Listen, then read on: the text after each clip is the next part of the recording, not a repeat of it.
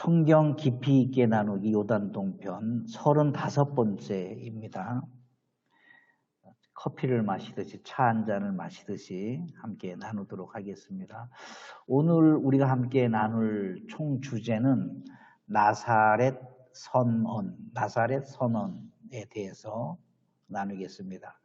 다 아시는 이야기일 수 있고 또 들었던 이야기일 수 있고 그러나 새롭게 각인되는 이야기일 수 있습니다. 나사렛 선언을 통해서 저와 여러분에게 성령님께서 우리에게 하시려는 말씀이 우리 마음에 새겨졌으면 좋겠습니다. 나사렛 선언은 누가복음 4장 16절에서 20절에 예수님께서 그 자라나신 곳 나사렛에 이르사 안식일에 늘 하시던 대로 회당에 들어가서 성경을 읽으려고 서심해 선지자 이사야의 글을 들이거늘 책을 펴서 이렇게 기록된 데를 찾으시니 곧 주의 성령이 내게 임하셨으니 이는 가난한 자에게 복음을 전하게 하시려고 내게 기름을 부으시고 나를 보내사 포로된 자에게 자유를 눈먼 자에게 다시 보게 함을 전파하며 눌린 자를 자유롭게 하고 주의 은혜의 해를 전파하게 하려 하심이라 하였더라. 책을 덮어 그 맡은 자에게 주시고 앉으시니 회당에 있는 자들이 다 주목하여 보더라. 예수님께서 처음 하신 사역, 공생에 있어서 처음 하신 사역의 기록입니다. 물론 세례도 받으셨고 금식도 하셨고 여러 가지 일들을 하셨지만 처음 말씀을 전하신 일이 바로 누가복음 4장 16절, 20절에 나오는데 이것을 우리는 나사렛 선언이라고 이렇게 말할 수가 있습니다. 네. 이사야서 61장 1절 말씀으로 말씀하셨어요. 주 여호와의 영이 내게 내리셨으니 이는 여호와께서 내게 기름을 부으사 가난한 자에게 아름다운 소식을 전하게 하려 하심이라. 나를 보내사 마음이 상한 자를 고치며 포로된 자에게 자유를 갇힌 자에게 노임을 선포하여 하며 하나님이신 예수님이 이 땅에 오셔서 구약 성경 창세기부터 말라기까지 구약 성경 중에서 인용하셔서 설교를 하셔야 한다면 무엇을 설교하셨을까? 첫 번째, 하나님의 아들로서 메시아로서 그리스도로서 구약 성경에 말씀하신 성경을 들어서 설교를 하시려고 강단에 서셨는데 그러면 그 서셨을 때 구약 성경에 무엇을 가지고 설교를 하셨을까? 이사야서 61장 1절 말씀을 가지고 서셨습니다. 그래서 다른 성경보다도 이 말씀을 신학자들은 나사렛 선언이다 이렇게 말하고 있습니다.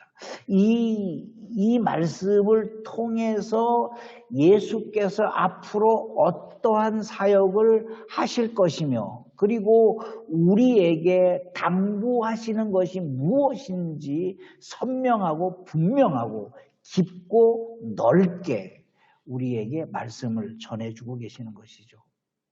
선포하셨습니다.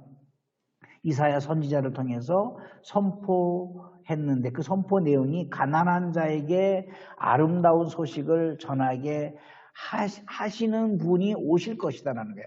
가난한 자에게 아름다운 소식을 전하게 하는 사람이 올 것이다. 그 아름다운 소식이 뭐냐면 마음이 상한 자를 고쳐주시며 위로가 아닙니다. 고쳐주시며 마음이 상한 자를 고쳐주시며 포로된 자에게 위로가 아니라 포로된 자에게 자유를 주며 갇힌 자에게 잘 견뎌라 이런 덕담을 해주는 것이 아니라 놓아주겠다. 기름 부으신 그분이 오시면 기름 부으신 분이 오시면 그 나사렛 선언을 우리가 생소할 수가 있기도 하죠. 저도 생소 잘 안 쓰죠. 나사렛 선언이라는 말을 잘 안 쓰죠. 누구를 통해 완성하시겠는가? 예수님께서 하나님의 아들로서 하나님 자신으로서 구약 성경에 예언했던 메시아로서 그리스도로서 이 땅에서 첫 번 구약 성경을 가지고 설교하실 때 그 내용, 그 설교가 이사야서 61장이라는 것이죠. 그거는 예수님께서 이 땅에 오셔서 포로된 자에게 자유를 주시고 마음 상한 자를 고쳐주시며 포로된 자에게 자유를 주시며 갇힌 자에게 노임을 주시는데 결국에는 나사렛 선언을 하신 것은 누구를 통해서 완성하시고 싶어 하시는 것입니다. 로마서에는 이렇게 말씀하고 있습니다. 8장 19절에서 24절 피조물이 고대하는 바는 하나님의 아들들이 나타나는 것이니 피조물이 허무한데 굴복하는 것은 자기 뜻이 아니요 오직 굴복하게 하시는 이로 말미암음이라. 그 바라는 것은 피조물도 썩어짐의 종로로 단데서 해방되어 하나님의 자녀들의 영광의 자유에 이르는 것이니라. 피조물이 다 이제까지 함께 탄식하며 함께 고통을 겪고 있는 것을 우리가 아느니라. 그뿐 아니라 또한 우리 곧 성령의 처음 속으로 탄식하며 양자될 것 곧 우리 몸의 속량을 기다리느니라. 우리가 소망으로 구원을 얻었음에 보이는 소망이 아니니 보는 것을 누가 바라리요.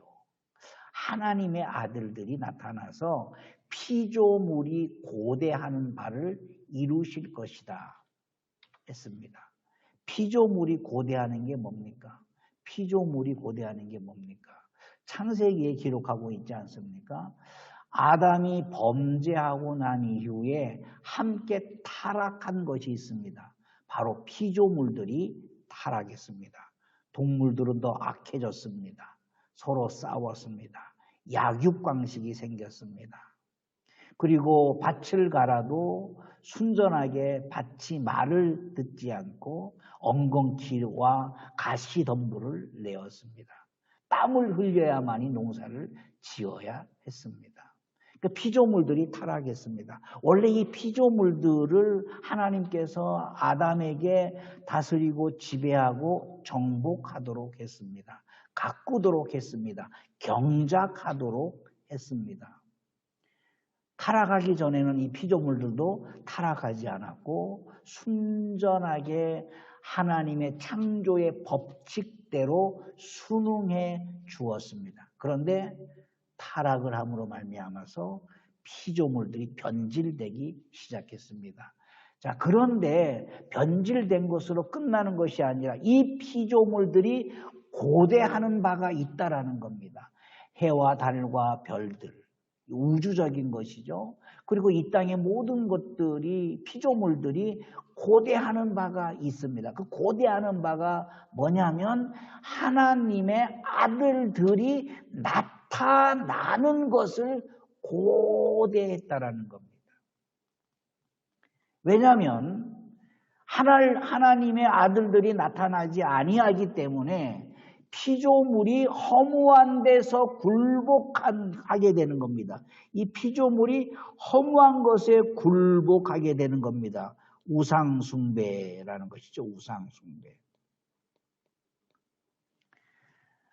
푸른 나무 아래 이스라엘 백성들이 가나안에 들어가서 푸른 나무 아래에서 우상숭배를 했습니다. 원래 흰놈의 골짜기에서 아이를 번제로 드리는 것은 왕족만이 할 수 있었던 것입니다. 아무나 못했습니다. 왕족만이 인신 제사를 할 수가 있었습니다. 그런데 하고 싶은 거예요. 나도 왕족이 되고 싶은 거예요. 나도 귀족이 되고 싶은 거예요. 나도 존귀한 존재가 되고 싶은 거예요. 그래서 모든 푸른 나무 아래서 그들이 번제로 드렸다라는 겁니다. 그래서 이스라엘의 그 나무들을 다 불태우는 일이 있었습니다. 그래서 민둥산이 되었다. 성경에 기록하고 있습니다. 민둥산. 나무가 없어진 거예요. 이유가 뭡니까? 푸른 나무만 있으면 그 나무 아래 가서 왕족처럼 내가 왕족이다. 그런 것처럼 제사를 지냈다라는 겁니다. 한국에도 우리가 이제 예수 안 믿는 사람들은 제사를 지내잖아요. 중국에서 왔는데 초대에는 왕족만 제사를 지냈습니다.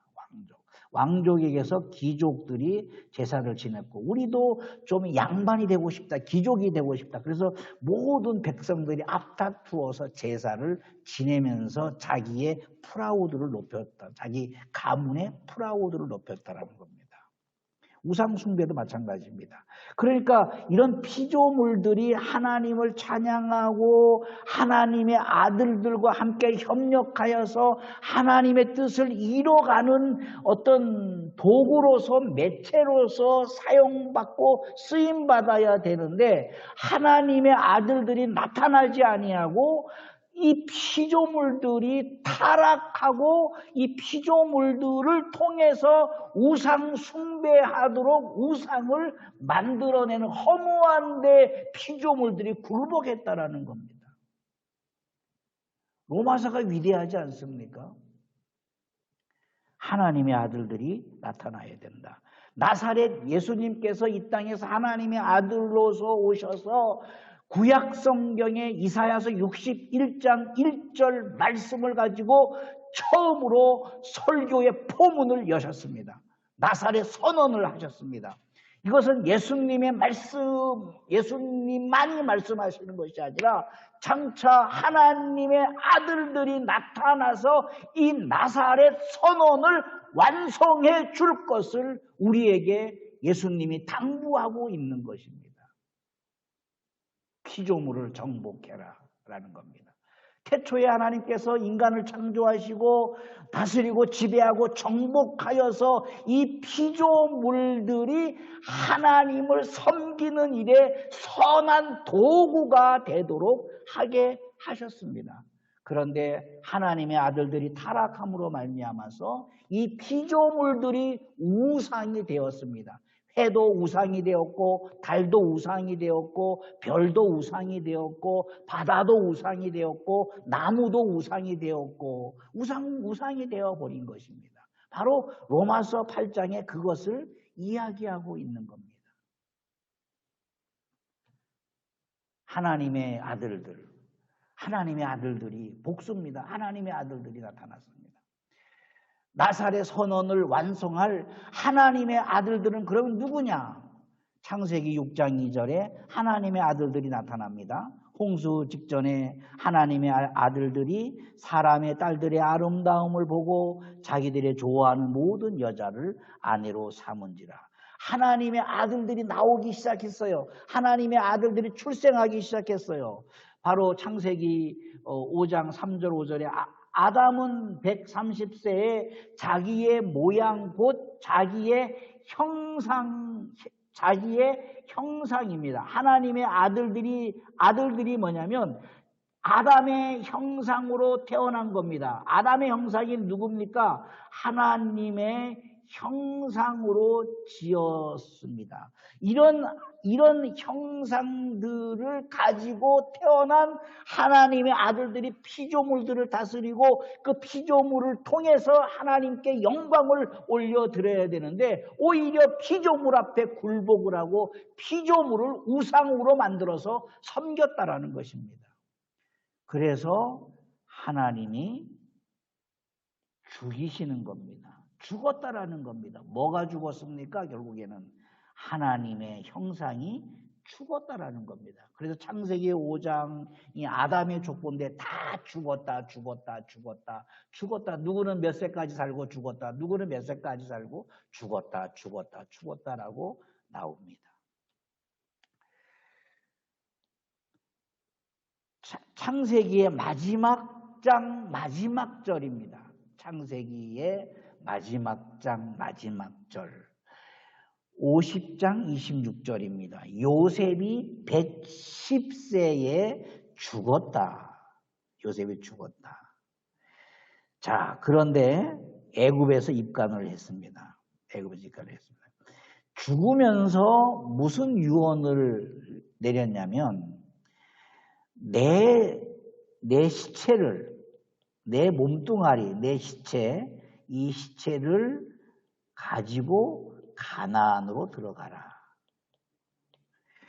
요셉은 죽었는데 그 믿음은 죽지 않았습니다. 그의 믿음이 뭡니까? 하나님의 아들이 피조물을 다스리는, 세상을 다스리고 세상을 지배하고 세상을 정복하는 하나님의 아들, 바로 형상입니다. 그 형상은, 그 믿음은 죽지 않았다. 창세기가 지금 이야기하려고 하는 거예요. 그래서 이 믿음이 어디로 가냐면 애굽으로 들어가는 거 아닙니까? 애굽으로 들어가서 하나님의 뜻을 이루어내는 것입니다. 하나님의 시선이 한 사람의 죽음에 초점을 맞추는 이유가 있습니다. 창세기가 어마어마한 책인데 결국에는 한 사람이 죽음으로 애굽에서 입간하였더라. 향재료를 가지고 110세에 죽었다. 그것으로 끝나는 것이 창세기입니다. 허무한 것을 이야기하려고 하는 것이 아니라 하나님의 시선이 한 사람의 죽음에 초점을 맞추는 이유가 있습니다. 바로 나사렛 선언을 완성할 하나님의 아들의 모델을 찾아내신 것입니다. 나사렛 선언, 다시 한번 강조하지만 예수님께서 하나님이시면서 하나님의 아들이시면서 삼위일체의 제2의 아들 하나님으로서 이 땅에 오셔서 처음으로 공생애를 시작하면서 첫 설교를 무엇으로 해야 되는, 이건 굉장히 중요하지 않습니까? 대통령이 처음으로 대통령직을 수행하기 위해서 국민 선언을 하지 않습니까? 첫 연설이 굉장히 중요합니다. 뭐 경제관은 어떠해야 되며, 뭐 통일관은 어떠해야 되며, 여러 가지 뭐 학자들이 막 분석을 하는 겁니다. 예수님이 하나님의 아들로서 이 땅에서 첫 번으로 세례 받으신 거 말고, 병 고친 거 말고, 물이 변하여 포도주가 되게 하신 거 말고 설교를 하셨습니다. 그냥 예수님이 마태복음 5장 8절에 산상수훈을 말씀하실 때 구약 성경에 없는 내용을 말씀하셨어요. 팔복을 말씀하실 때 구약 성경에 없는 내용을 말씀하셨어요. 그런 것보다 구약 성경을 인용하셔서 설교를 하실 때, 그러면 그 많은 구약 성경에서 무엇을 가지고 설교의 포문을 여셨느냐, 사역의 포문을 여셨느냐, 바로 나사렛 선언입니다. 이사야서 61장의 말씀입니다. 굉장히 중요합니다. 우리가 그것을 가지고 그 나사렛 선언을 완성할 하나님의 아들들이 나타나야 된다. 로마서 8장에 말씀하고 있는 것입니다. 그러면 그 하나님의 아들들의 모델이 누구냐? 모델. 그 모델을 우리가 함께 나누도록 하겠습니다. 창세기 50장 마지막 절입니다. 요셉이 110세의 죽음에 죽었습니다. 그러나 히브리서 11장에 보면 믿음을 가지고 죽었습니다. 아벨은 죽었으나 그 믿음은 살아있는 것처럼 요셉은 죽었으나 그의 믿음은 살아있는 것입니다. 요셉을 여러분은 얼마나 알고 있는가? 요셉 하면 떠오르는 게 꿈 아닙니까? 꿈. 근데 실상은 성경에서는 이 꿈 얘기를 별로 하지 않아요. 요셉에 대해서 말할 때. 물론 요셉이 꿈을 잘 꿨어요. 그리고 애굽의 총리가 될 때도 꿈을 해몽을 했어요. 예. 그러나 요셉의 인생에 있어서 꿈은 그의 인생이 아니었습니다. 요셉에게서 가장 많이 등장하는 말이 뭘까? 요셉의 인생 중에서. 하나님이 지금 창세기를 정리하시면서 요셉을 마무리하면서 요셉 안에 담겨 있던 거룩한 믿음, 하나님의 아들들, 피조물을 다스리고 지배하고 정복하는 하나님의 아들들의 모델로서 하나님이 요셉을 택하셨다면 그러면 요셉 안에 있는 것은 무엇일까라는 겁니다. 우리는 자꾸 요셉을 꿈쟁이로만 생각을 합니다. 꿈을 꿔야 됩니다. 요셉같이 꿈을 꿔야 됩니다. 아닙니다. 성경은 요셉에게 따라오는 단어가 바로 형통이라는 단어입니다. 요셉은 꿈꾸는 사람이라기보다는 요셉은 형통한 사람이었다. 성경은 끊임없이 말하고 있습니다. 요셉은 꿈도 꾸었지만 그게 주종목이 아니에요.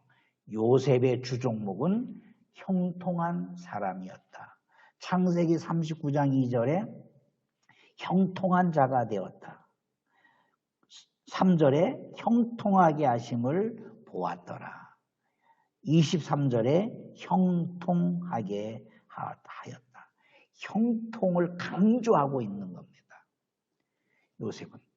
자, 그렇다면 우리의 마음 안에 요셉은 어떠한 사람인가? 네, 요셉은 형통한 사람이었습니다.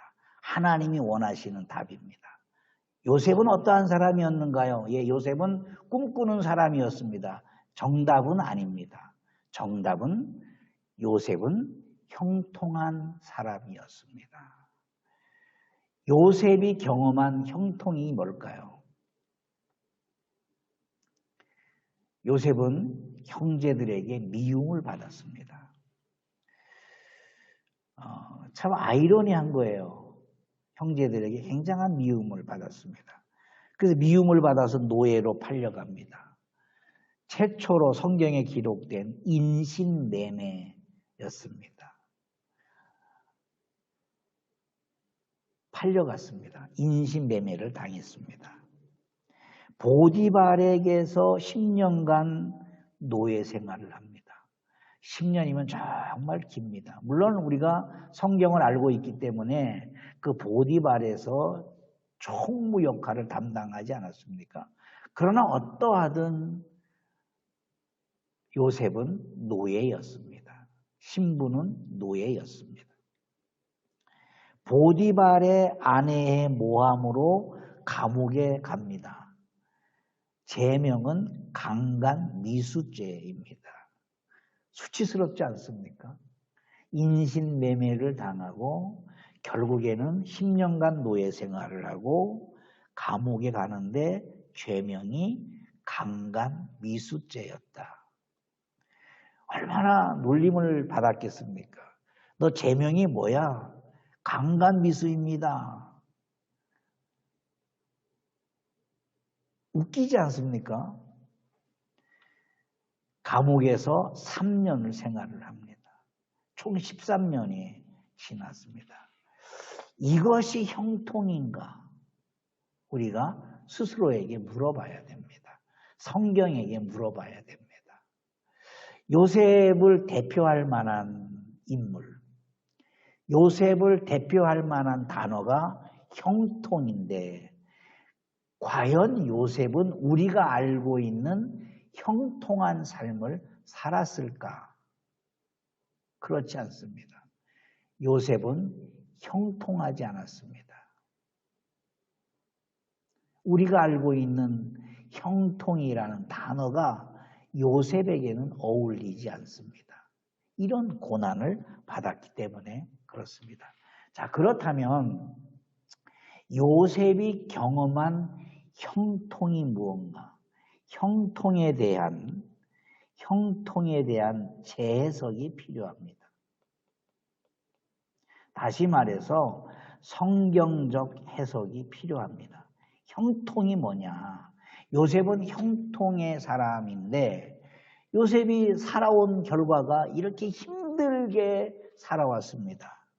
물론 잘 됐어요. 잘 됐어요.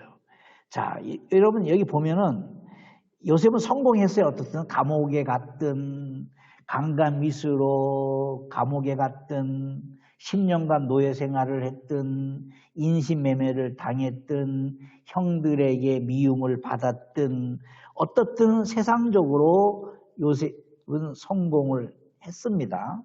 세상적으로는 성공을 했습니다. 그런데 이 성공을 뒤엎을 만큼 이 모든 것들에게 요셉에게는 뭐가 됐습니까? 상처가 됐습니다. 아주 깊은 상처가 됐습니다. 성공을 뒤엎을 만큼의 깊은 상처가 되었을 사건들입니다. 이거 웃어넘길 수가 없는 이야기예요. 총리가 되었다. 만약에 요셉이 해결을 받지 못한다 그러면 겉은 총리인데 속은 다 썩어서 문드러진 상처투성이, 그래서 잠도 제대로 잘 수 없는 상처투성이의 요셉의 모습이었을 것입니다. 이것을 우리는 형통이라고 말할 수 없는 것이죠. 형통은 사방이 잘 되는 거 아닙니까? 동서남북이 다 통하는 거 아닙니까? 잘 되는 겁니다. 막힘이 없이 다 잘 되는 겁니다. 결국 요셉은 잘 됐어요. 잘 됐어요.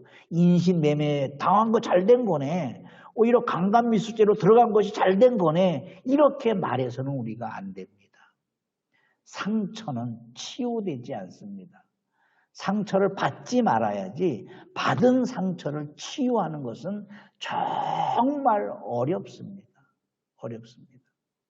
그래서 주기도문에 시험에 들지 말게 하옵시고 시험에 든 것을 고쳐주겠다라고 기도하지 말라는 거예요. 아예 시험 자체가 들지 않도록, 시험 자체가 들어오지 않도록 무장하라는 것입니다.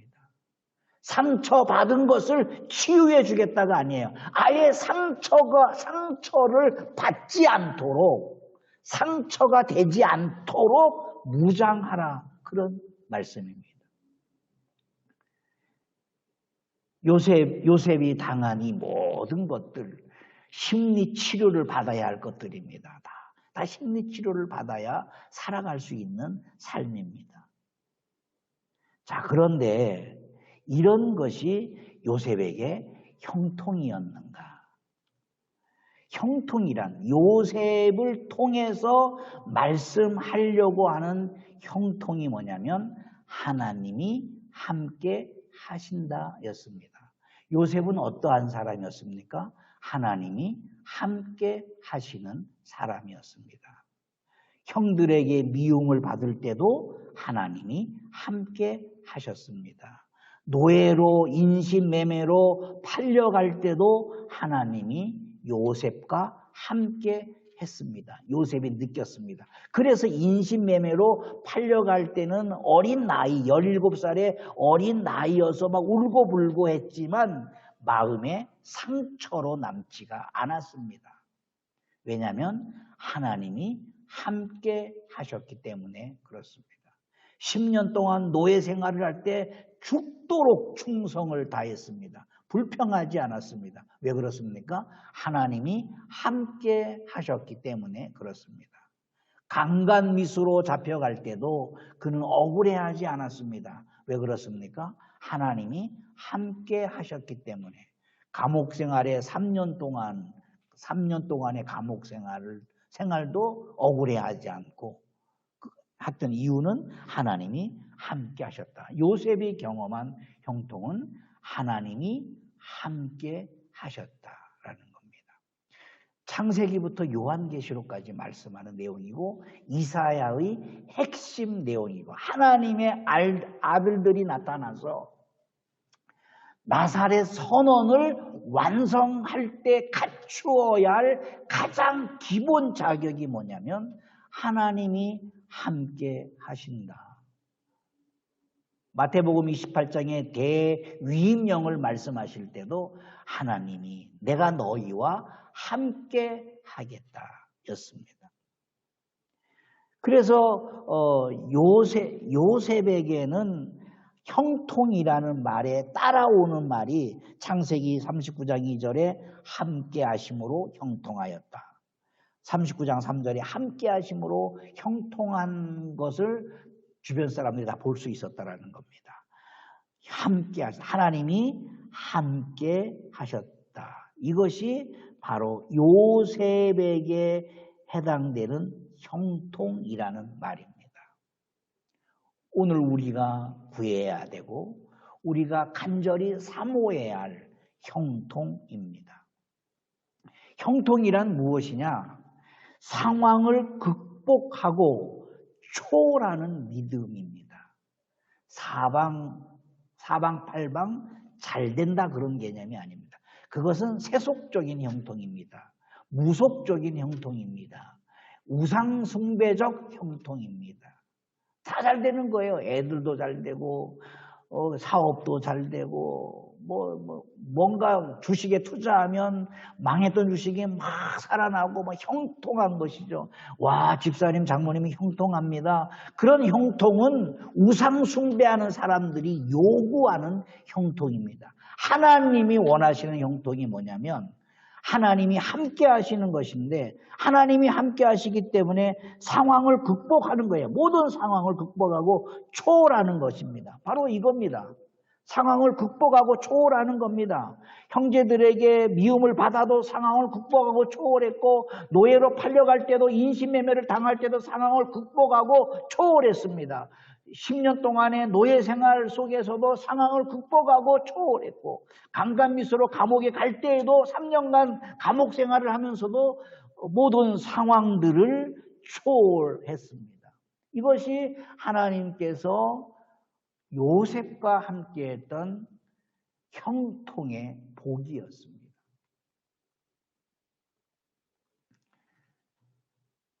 예수님께서 하나님의 아들로서 첫 번 설교하신 나사렛 선언, 누구를 통해서 완성하시는가?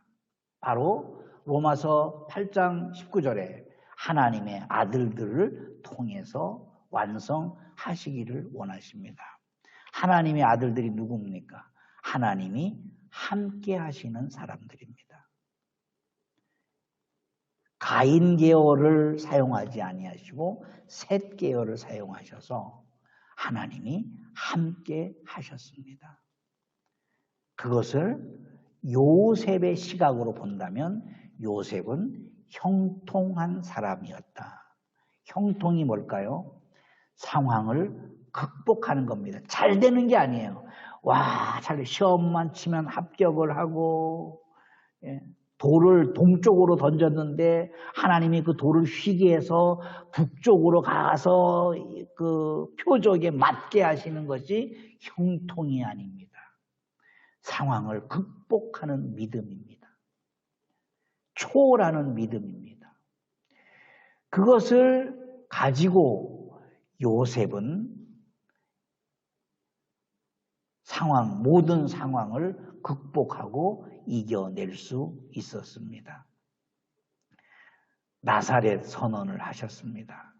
하나님의 아들을 통해서 나사렛 선언을 하셨는데 그 나사렛 선언, 그 아들들은 바로 오늘 저와 여러분, 하나님의 형상을 가지고 있고 하나님이 오늘 나와 함께 하시고 요셉과 같이 형통의 삶을 추구하고 형통의 삶을 살아가기로 결심한 저와 여러분들입니다.